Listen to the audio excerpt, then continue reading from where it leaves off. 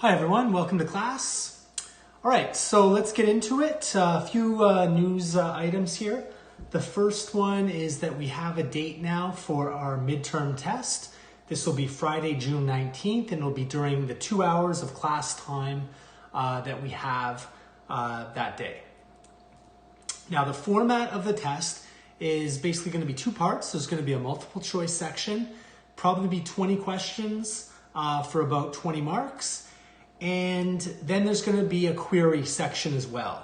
And that will probably be worth, I haven't made the test up yet, but it'll be worth more than the multiple choice. I would guess it'll be worth around 40 marks for a total of 60. I will post what the actual breakdown is as soon as I've gone ahead and created the test. Now, having it on Friday, June 19th is good because our fourth assignment is due the week before. So that'll give me plenty of time to get everything marked and back to you so you'll see how you've done on the assignments. The types of queries that I'll be putting on the midterm will be similar to the types of queries that we've done over the course of the assignment. And the multiple choice, that will come from both the assignments and the lecture notes that we've done up until this point. Okay, so in terms of this class, what I want to do is just do a couple examples and pretty much give you guys let you guys continue working on your assignments. I have drop boxes up now for assignment 3 and assignment 4. So please continue working on those. If you're having any problems, please email me, let me know, and I'll be sure to help you out. Okay, so today I figure I'll start with a assignment question. And let's go to assignment 3. Okay, and let's do the last one here, question 10. Now, keep in mind, I'm probably not going to do, this will be the second question I've done from assignment 3. So I probably should stop there. I don't want to, do the entire, don't think I'm going to come back every day and do a question from the assignments. But I usually like to do a couple questions on the assignments with the students. So let's do this one here. So basically, I'm going to use the AP user. So we're going to connect to that user using the username C hash symbol AP, and then the password is AP. And then this query, we have 5 columns, and they're listed there. And you'll also notice there are column aliases that are listed as well. So vendor name is going to be referred to as vname, all right? And we have 3 tables. We have the vendor table, we have the invoices table, and the invoice line items table. So we're going to have to join these together, and it's asking us to use the join on syntax to join them. It's giving us aliases for the tables. So ven for the vendors table, for example. Then we need to filter the results based on the date. So only dates between June 1st, 2014 and June 6th, 2014 are allowed. And then we need to finally sort the results by vendor name, invoice date, invoice number, and invoice sequence. So this is a very basic query. In this assignment 3, all the queries I think are pretty straightforward. So basically we're just going to join these tables, finish the query, and that should be it. So let's get started here. So I've got my SQL developer. Actually, I might as well put these on the same screen here. So I'll download this.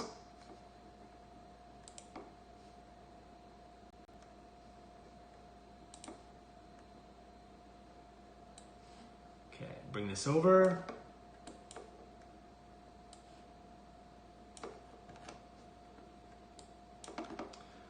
Okay, so we're all ready to begin.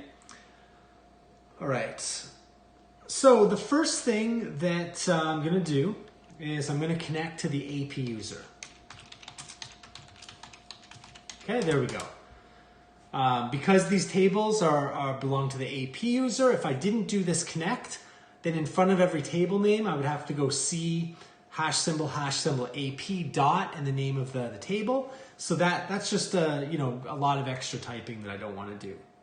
All right, so now let's go through and start doing our SQL statement.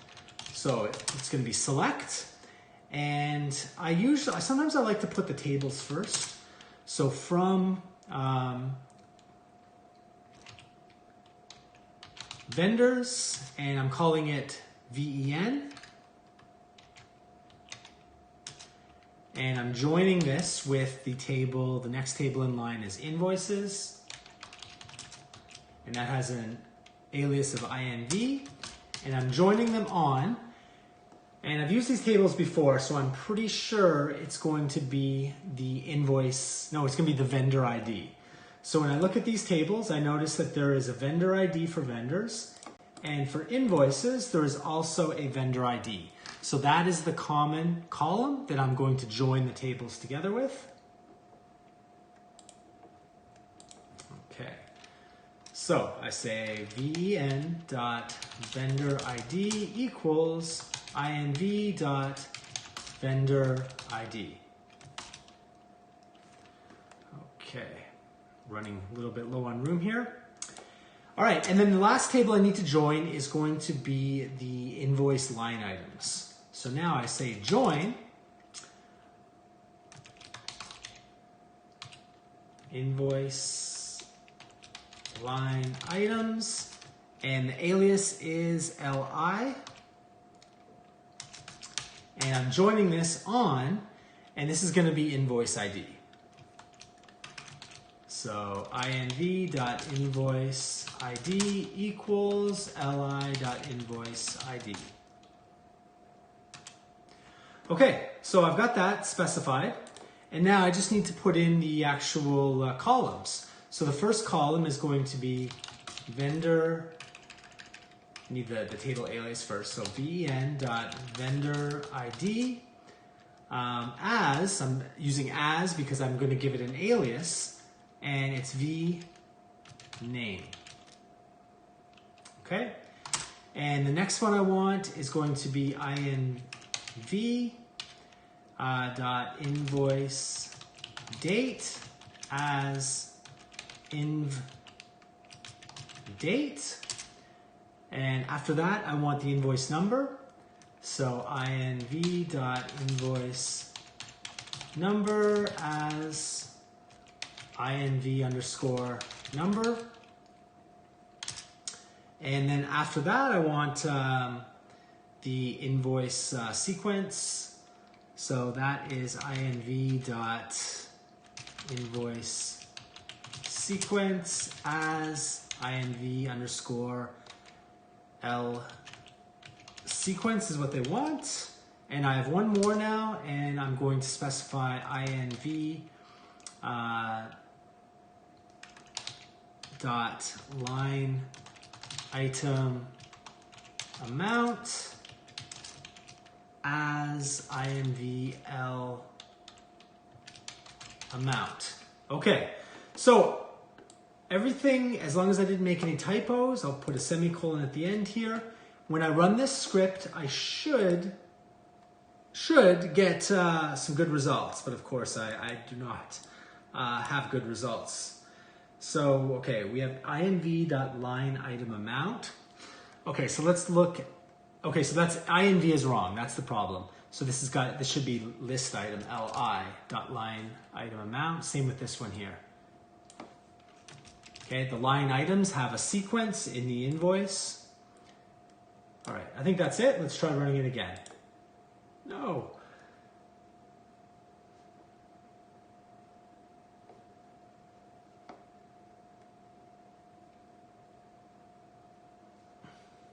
Okay, let me just clear this output. Okay, so it's li.lineItemAmount. Let's look at the line items. Okay, so I just kind of assumed what the name was. Okay, and it is specified correctly. So AMT instead of amount is what I need to use here.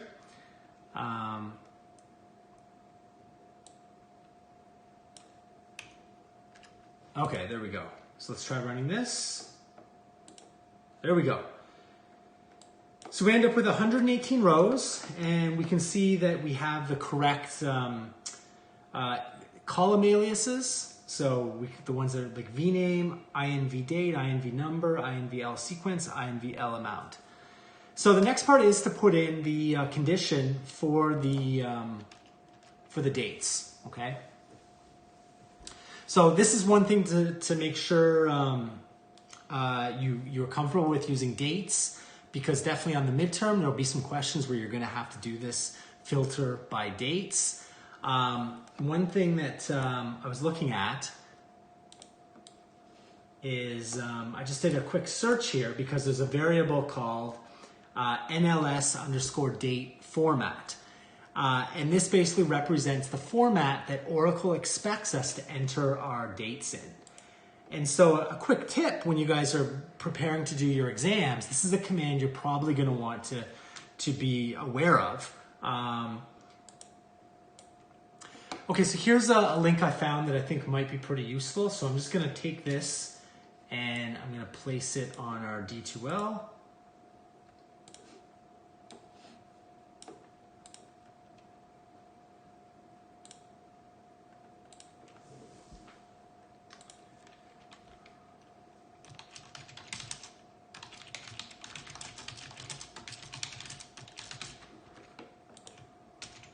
Okay, there we go.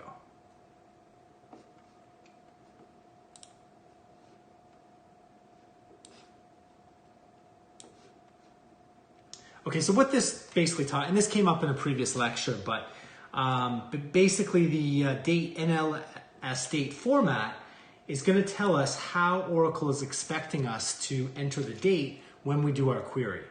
So when I can take this command and I'll paste it here, and I can just run this simple query.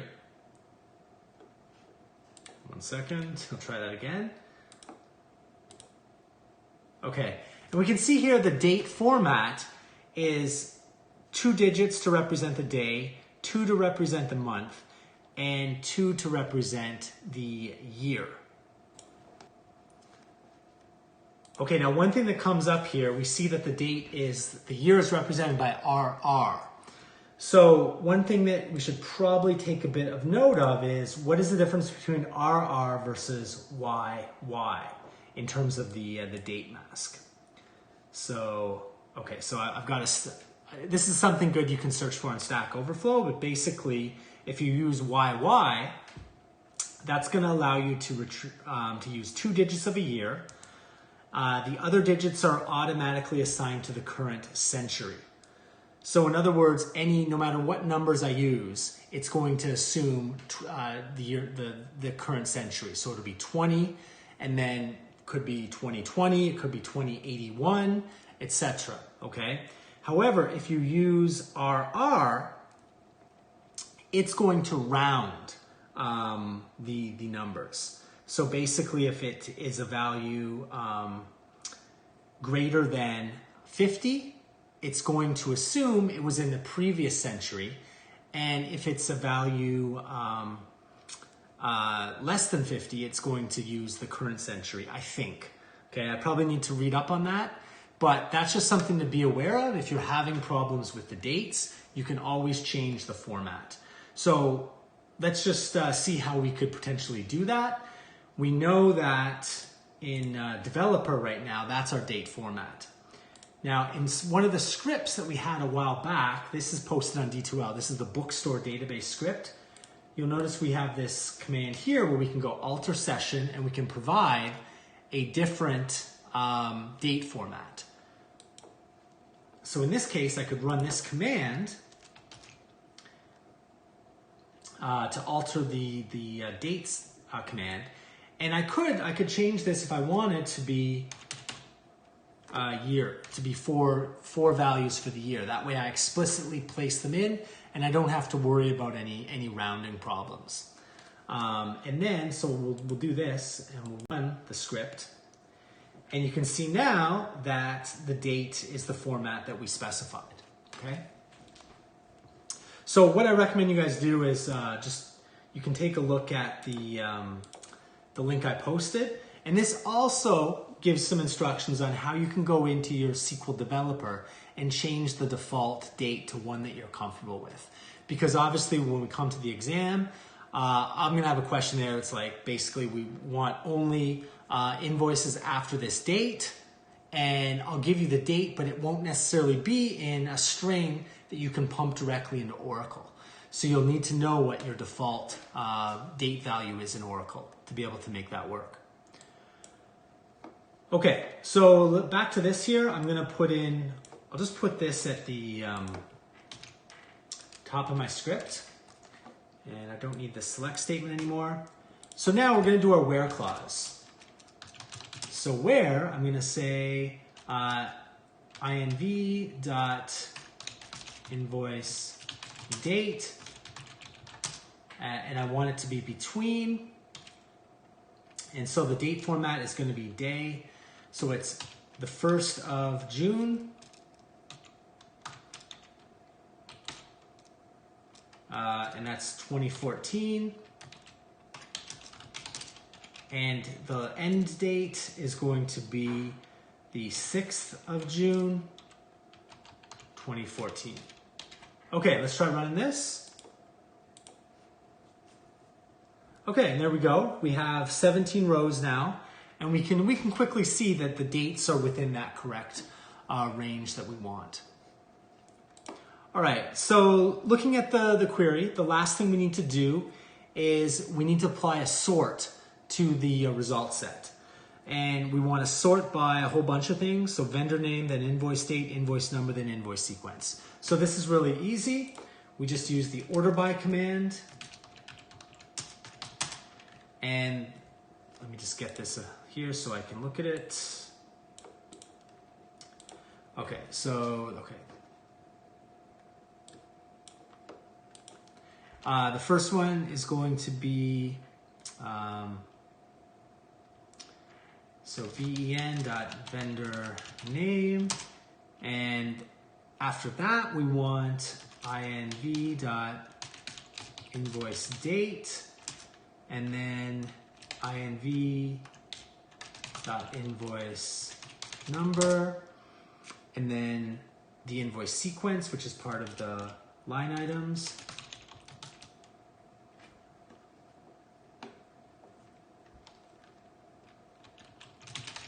Okay, so run this again. And now if I were to go through and take a closer look, I'm gonna see that these have now been sorted.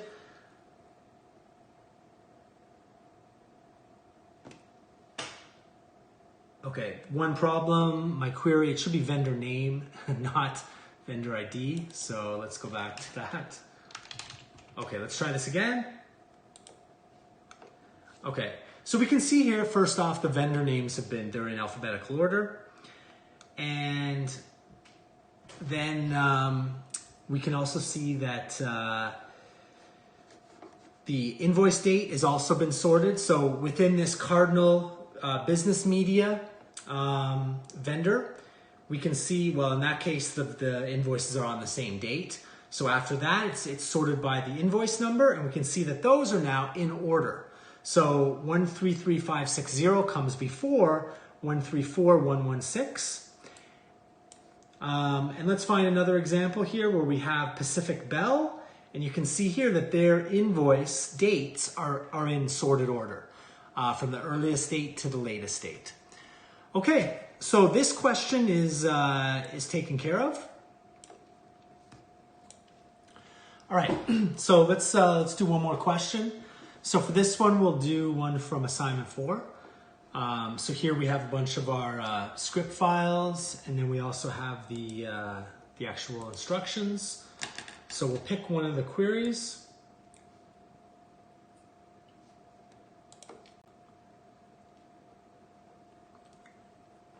Okay, so this query here, query 5, this is a self-join.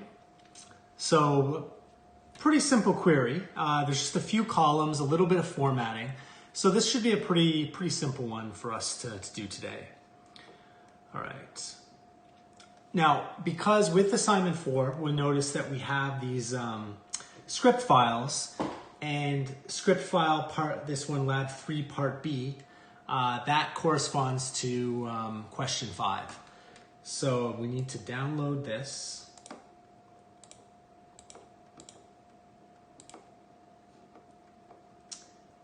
And then I'm going to open this in developer.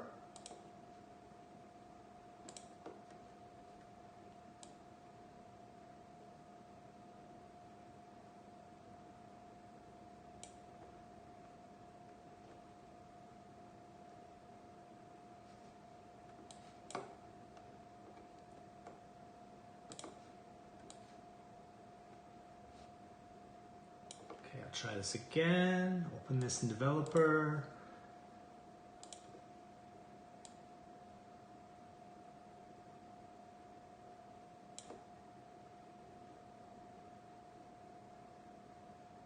Okay, there it is. I was just staring at it. Okay, open that up, and we can see here it's going to drop the emp_temp table. It's going to create it, and then it's going to insert some values into the table. So I'll run this, and there we go. I don't see any errors there. Created the table and then inserted the values, which is good. So now we can basically get started on the query.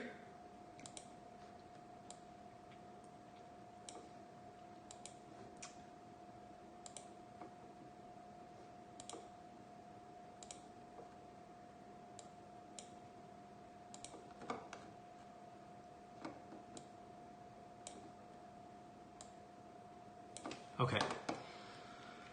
So we need to show the employee number, the employee first and last name, and their manager's first and last name. And they want us to use, unfortunately, they want us to use a traditional self join. So we'll do that. Of course, I like using the join on a lot better. So let's just quickly take a look at this table that we've just created. So this is the emp_temp table. And what we can see, the columns, we have an employee number, we have a first name and a last name, and then we have a manager number. All right. So we're going to have to do a self join on this one, and we're going to have one table which is going to be represent the employee, and we're going to have another table which is going to represent the manager. And the join condition is going to be that the employee's manager number equals the manager's employee number. That's our join condition. And there can really only be a few join conditions. So it's if you aren't sure, you could potentially just try a couple of them out and then see and do that until you get the correct results. Okay, so I'm going to do my connect to the database. And now I'm going to do my select query. Okay, so let's just do the from part first. So from emp_temp, emp, and because I'm using the traditional join, emp_temp, and I'm going to call that one the manager. And my where condition is emp dot. Okay, so I'll just double check the table again. It's T_mgr_no equals the manager.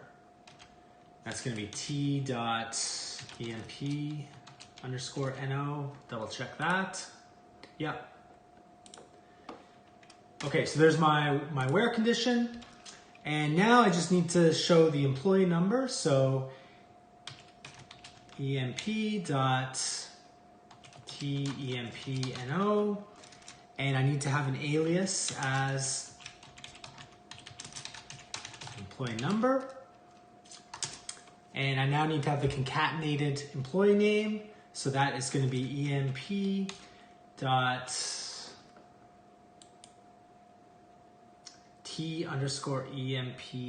name. Okay.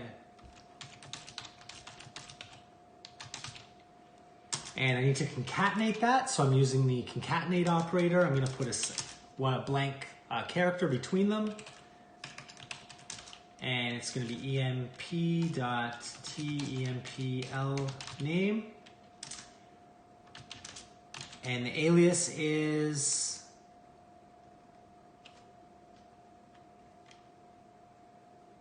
okay, so it's employee name.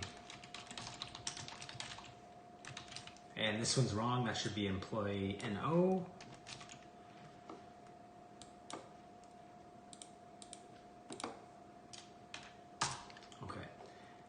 just copy this and I can use this for the manager.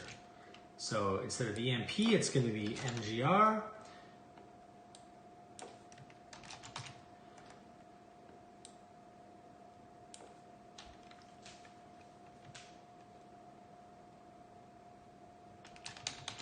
Manager's name. Okay, I don't need the comma at the end. All right, I think this will work. So let's try it out. There we go, first try. So we can verify this by just looking at the data, but let's look at the first row. We have an employee of K Doe. They have an employee number of 101 and their manager is J Doe. So let's just look at the data.